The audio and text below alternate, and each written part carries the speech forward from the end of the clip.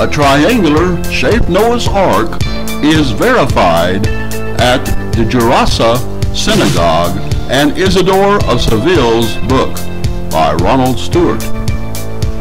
This is a wall in the Gerasa Synagogue in the image to the left. Right is Isidore of Seville, which said in 560 and 630 or 28 AD or CE that Ararat is a mountain in Armenia where the historians testify that the ark came to rest after the flood. And to this day, wood remains can still be seen there. In 2002, I became very interested in trying to find a possible triangular-shaped Noah's Ark. Therefore, I looked in one of these documents. It's a peer-reviewed journal called the Synagogue Church at Gerasa in Jordan. Here, it shows on the bottom some of the detail about this article.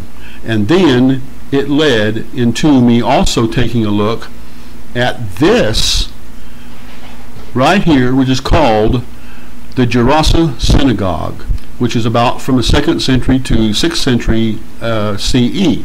With the arrow points, we can see that the one on the left was the upper left top corner, and here is the entire area right here. Now, what we're zooming in here particularly, what we see, all these are the animals that supposedly were in Noah's Ark, and what we're zooming in right there is right there we're using a system called bokeh, which blots out the background and brings forth a particular area focused on. And we're going to show that that area right there that we're zooming into right now looks and has the appearance of what resembles what we know today of like a dinosaur, where the yellow arrow is pointing right there. How could they draw them so anatomically correct unless they had lived also in the day when this document was made? Now we'll zoom into the right on a little bit larger aspect of it and get a much closer look at it.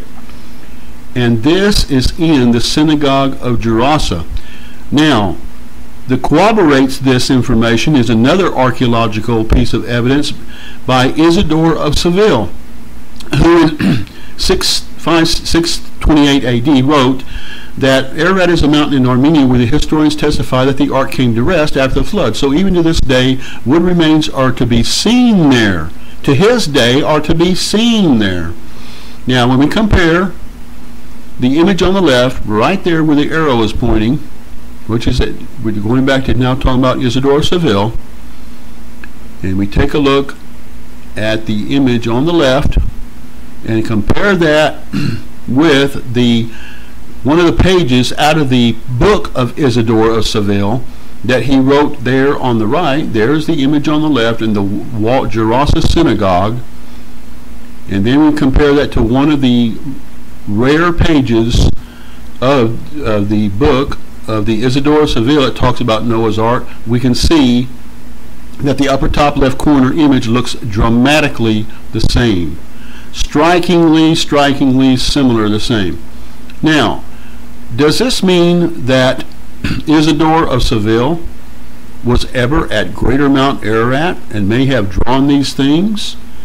Well, he could have been at Gerasa, but he also, the chances are that he was at Greater Mount Ararat himself. And he said what he said because here in this 1957 article from April 17th, the Salisbury Times, right here where it's underlined, it says Josephus Filius, the historian, wrote that part where the ark was still preserved.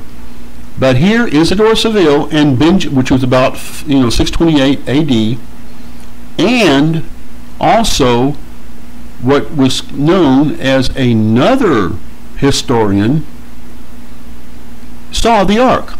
And they also commented that there was seashells. Benjamin Franklin of Toledo, who's in the 12th century, cited as evidence that Mount Ararat was covered by the flood layers of seashells at different levels. More on this. So, in other words, how would Isidore of Seville and Benjamin of Toledo in both the 6th and 12th century CE know that there were flood layers of seashells at different levels on Mount Ararat unless they had been there themselves. So does that mean seashells are there today? We'll learn more about this in another video involving Isidore of Seville.